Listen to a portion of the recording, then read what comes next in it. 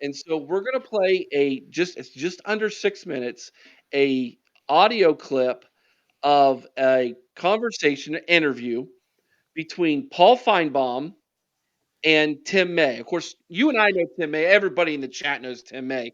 Tim May has been on the beat at Ohio State since Since God was a teenager. Earl, Bruce, Yeah, long yeah, time. Like he's the longest tenured writer on the beat, hands down. because he's just Um, that good. he's a very good writer. Funny guy, kind of awkward. I mean, let's Yeah, be honest. But he's our guy. He's our awkward guy. Even though yes, he's an Alabama football fan, believe it or not. You don't follow a team as long as he has and not have some place in your heart for that team right. that has basically wrote your checks. $10 holler to start the night off from, I believe, Devin. I believe OH7715 is Devin. I think I learned that this week. If I'm wrong, please correct me in the chat. But if I'm right, we got it. Thank you so much for that $10 holler. Cost us about $30 to do a show. If we go 2 hours, $15 an hour to do a call-in show. So the first 2/3 of the show is already paid for, so we appreciate that. Thank you Loving so that. much, Io, my friend. Thank you so much. All right, so here we're gonna play the audio for everybody, Chris. Then we're gonna respond. Then, and I was correct. Awesome. Thank you, Devin. And then Tim May was on the Morning Juice earlier this week. I heard And that. they asked him about it, and he got to respond a little bit about that. We're going to play that as well. You and I are going to have a conversation. We're going to talk about it, and then we'll go to the phone lines tonight, guys. And remember, feel free to call in. We're looking forward. You can talk about this, talk about something else if you want as well. 567 483 1999 is the call in number. Go ahead and light them up. Here we go. This is the interview between Paul Finebaum, Tim May. I hope you guys are ready. We're gonna call Finebaum out on this one tonight, guys. And we're all trying to come up with the exact price tag that Ryan Day used, or how much did he spend to bring in that haul in the portal a couple of months ago. Well, I mean, number one, it wasn't him; it was others. Oh, I'm Evidently sorry. doing the I, spending. I You know apologize. how I it works. misunderstood. You know how it works, Paul. You know how it works. And then number two, the theory is, the estimates are somewhere between 13 and 15 million when you stack it all up. But here's the problem, as you well know, who knows really who's getting what? You know what I mean? A lot of the stuff that goes out there, and you know this more than anybody, is kind of BS. And my team spent more than your team kind of situation, which is, kind of like major college football.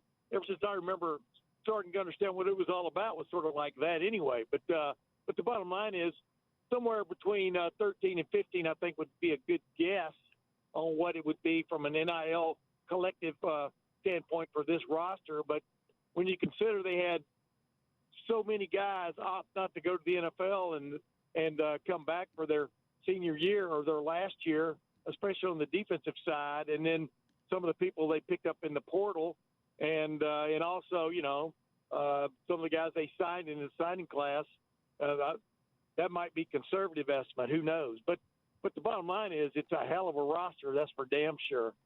Yeah, we've seen Ryan Day screw up similar type rosters. So why should we believe he's not going to do the same thing this year? Yeah, I know, but that I think that depends on your definition of screw up. I mean, let's face it, they were. Well, I'll tell you what my Georgia? definition, Tim. When you have generational talent and you can't beat your rival 3 straight years, you end up getting embarrassed to Missouri, and you seemingly underperform at a school, by the way, that is famous for underperforming. I mean, you've heard me talk about Urban Meyer. With that championship, I mean, he left about 2 or 3 on the cutting room floor. So Ryan Day is just filling in where Urban left off. I know Urban's your best friend, but I just have to state facts here. Yeah, I know, but a lot of people say that about Georgia until Kirby Smart came along and finally put it all together, right? I mean, there have been quite a few rosters out there that don't finally finish it off. I mean, Woody Hayes probably his best teams from a talent standpoint. Well, I guess that's what I think too, right? But some of his best teams were those mid-'70s teams. They never won a national championship. Archie Griffin won two Heisman trophies, which is still the only guy to do that. But it's yeah, but there wasn't any debate about what kind of coach Woody Hayes was. There's still some question marks about Ryan Day. Well, yeah, I mean, yeah, I can see what you're talking about. But they've been in the college football playoff 3-4 times with Ryan Day. He's lost the championship game to Alabama. It should have, got robbed against Clemson, and definitely got robbed against Georgia, but missed a field goal. Hey, Tim, excuse me. What do you mean? What do you mean robbed? I was at that game. I don't remember any cops and robbers coming in with masks on their face. It just looked like it looked like a typical Ryan Day choke job to me. No, Ryan Day choke job. Okay, I'm not going to argue with you because you're the guy whose the show is named after. But I mean, when Marvin Harrison Jr. got in the back of the end zone and a flag went down, and then there was no penalty. That changed the tenor of that game. You know that. But then also, Tim, I realize you're up in Ohio, but you are aware those things are reviewed by the officials. Yeah, I know. Yeah, dude. You and I could both go to the same games. I'm trying to wonder sometimes. But, yeah, they're reviewed by the officials, and there should have been at least a personal foul call on that play, but there wasn't.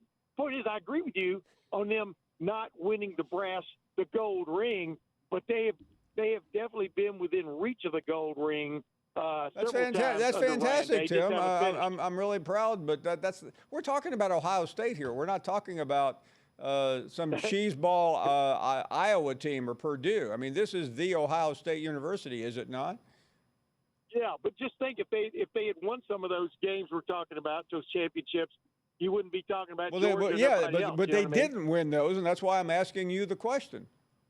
Yeah, well, I can't remember what the question is. The question is, why with such a stacked roster were they not able to get it done? I will say this.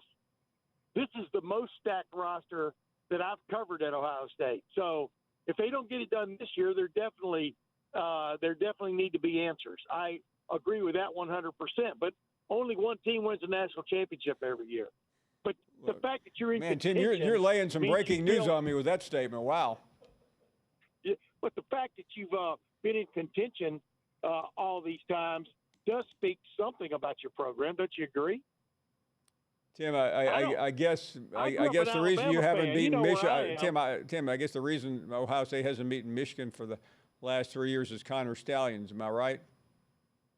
Well, he had something to probably do with it, but I don't think I'd lay it all on that. Obviously, Gene Smith said the other day on I think WOSU on a radio show that it will have a question mark. They will have question marks next to it, but I agree with that. I mean, they were breaking a long-standing rule, an NCAA rule about advanced scouting, et cetera. But the final analysis, nobody really looks at the asterisk. You can take wins away and championships away, but it is what it is. Well, how's your blood pressure there, Chris? That guy is without a doubt the most punchable personality in all of college football. I wish someone would just break a foot off in that guy's backside. I mean, are you kidding me? First of all, he's going to deny that Ohio State was robbed on 2 occasions. That goes without saying.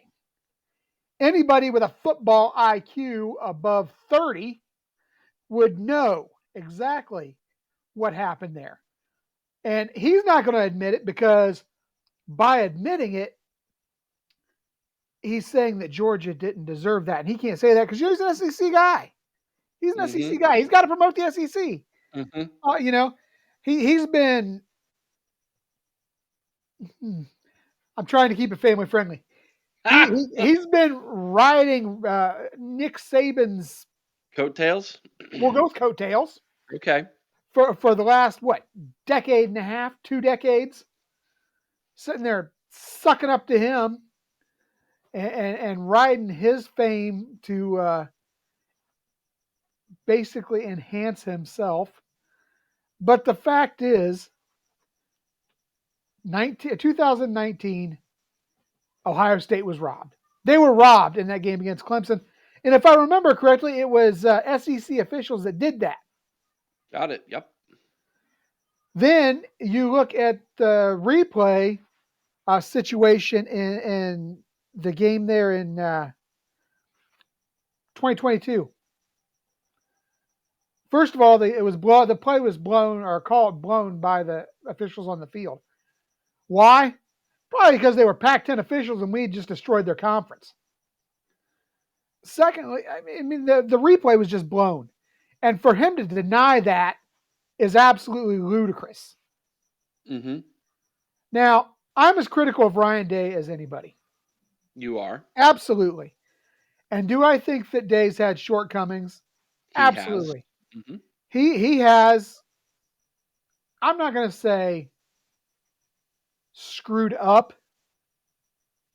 with rosters in the past. I will say that he has not maximized the potential of a couple of the rosters, perhaps. But you know what? I wouldn't say he screwed him up. I will say he was screwed, and Finebaum's just a moron, a complete asshat. I'm sorry, had to come out. A complete moron, and just, I can't. And so disrespectful, completely disrespectful to somebody he brought onto his show. Yeah. That was unprofessional. Just, I wish I could go on. I wish I could go on with this guy. So Please, Paul Finebaum, bring me on. Come on, go one-on-one with the great one. Come on. So man, the phone lines are lined up, Chris. We're gonna have to go to calls because I think people want to chime in here about this. There's three things I want to talk about, and I'll have to save them maybe for later. Real fast. And 210, I see you. You were in the batter's circle first. You're coming up in just a few minutes. 210. Hang with me. 937-330. I see you guys. Thank you so much. We'll get to you guys. When we get people lined up like that, we'll try to make the calls a little bit quicker. We appreciate all of you.